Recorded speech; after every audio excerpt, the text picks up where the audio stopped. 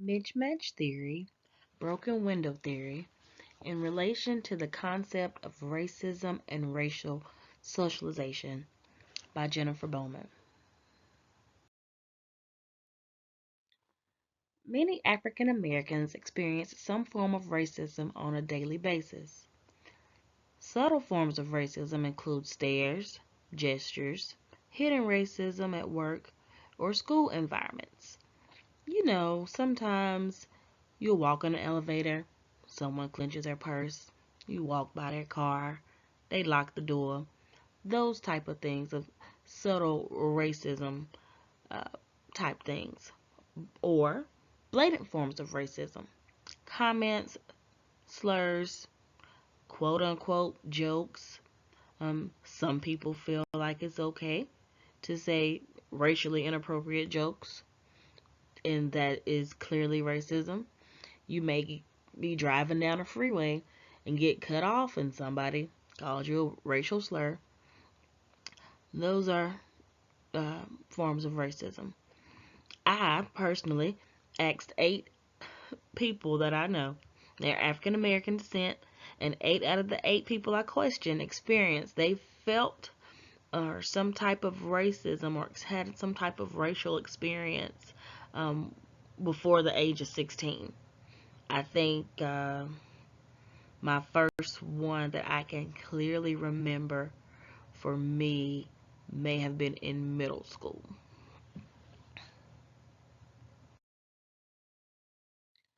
Coping with racism.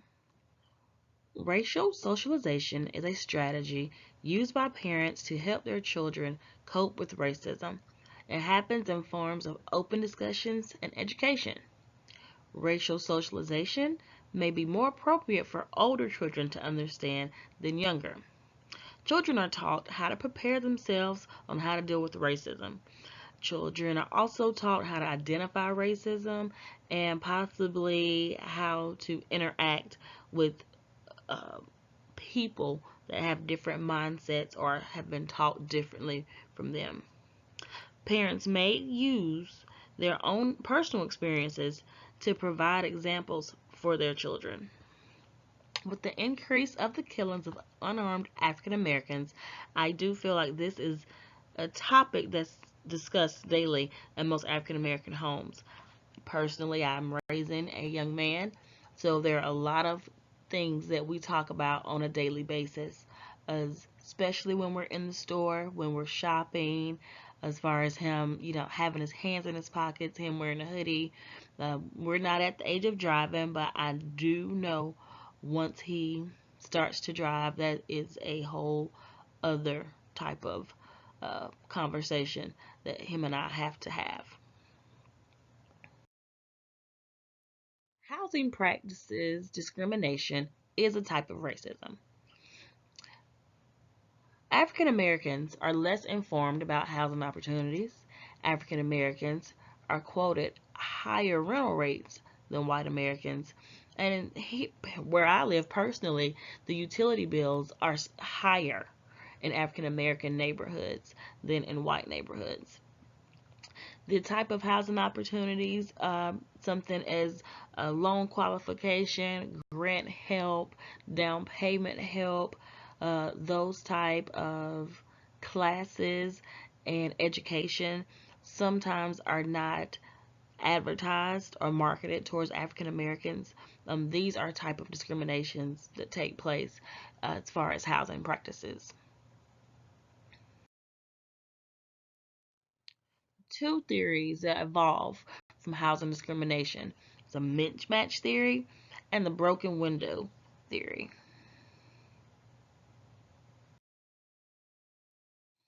Before we go into those theories, let's just briefly talk about a community versus a neighborhood. A community is described as a functioning unit in which goods and services are provided, consumed, interpersonal relationships are created and maintained, with participations and activities are shared. A neighborhood, the social unit neighborhoods, the network of relationships and association with patterns of use. In some major cities, most African Americans live in low income neighborhoods where white Americans live in suburbs. Now, there have been recent studies showing that that is changing. A lot of immigrants and Hispanics are moving into African American neighborhoods and slightly increasing suburbs, but that's not the same everywhere. Mismatch theory. The mismatch theory examines the location of the low income communities with high paying jobs. In a lot of cities, you will see jobs that pay, like a hospital or a school or a nice corporate center. Those jobs are not always going to be close or easily accessible for a low income area. They're going to be closer to your suburbs. African Americans or minorities that live in the inner city may have limited means of transportation and they're unable to get to the higher paying jobs. Also, most of the jobs that they can get are convenient and they pay low wages and have minimal education requirements. So that's probably a reason why they pay low wages. Most people want to work um, close to their home, to their or children go to school. So this mismatch theory just perpetuates a cycle of the inner city African Americans being trapped due to the low wages that the job that they have. They may not even be able to make ends meet, and if they can barely make ends meet, they'll never be able to get in a situation to move or relocate to a better environment and or community. And that is just, a part of because of housing discrimination practices. The broken window theory. This theory suggests that if a neighborhood or community accepts having the appearance of being unkept, that makes them subject to violence and crime.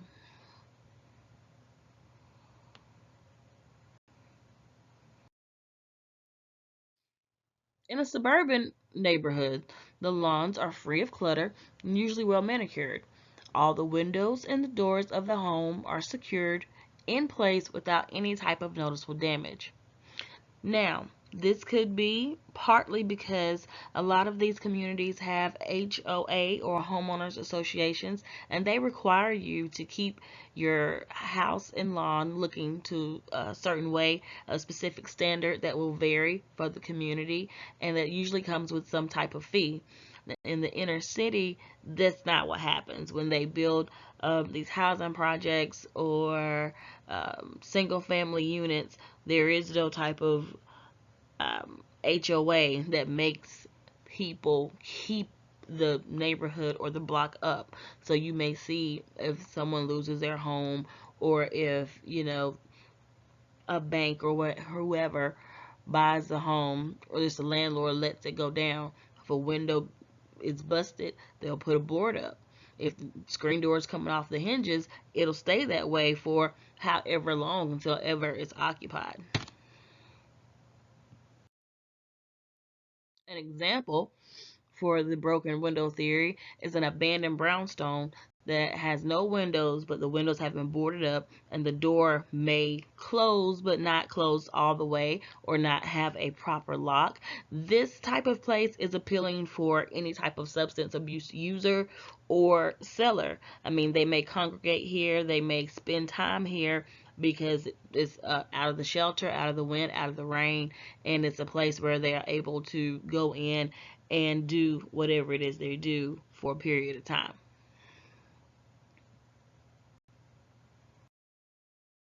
How do we help? Educate, educate, educate. As a child, it's not often that you understand that the world is larger than you. And if you are never exposed to anything else besides your community and your surroundings, you will have a very closed mind. So I think it's a good idea to expose children to things that are beyond their community. Museums, produce markets, malls. The way of life can be totally different an hour outside of the city. I personally was raised in the country, but I do know people who were raised in the city. So just something as simple as a park or going to a corner store versus going to a farm and picking your own fresh strawberries. Those are things that some kids have never seen or not used to. So just exposing children to those type of things will do them a world of good so they can understand that there is life beyond these two streets or these 4 or 5 blocks that they tend to walk. Extracurricular activities. Um, and I know different, it's not only African Americans, different cultures too, that, have certain sports and or uh, curricular activities that they are prone to go to cultural wise. I think it's a good idea to offer more than just basketball, track, and football to young African American boys. I mean, there's golf, there's tennis, there's is hockey somewhere. Um, there are all types of things. There's music, and not just necessarily playing music, but learning how to read music is also something important. It's a lot of African Americans I know um, start off playing by ear, and so that's another thing. So making, composing, those type things are all important, and I think that makes a difference for kids in relation to um, them learning and growing and wanting to know more.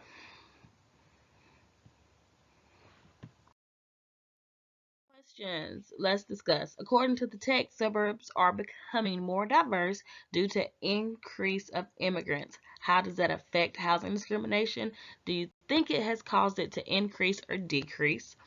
Also, how would a racial socialization discussion differ for a child that has grown up in a predominantly black neighborhood versus someone who's grown up in a predominantly white neighborhood? Thanks.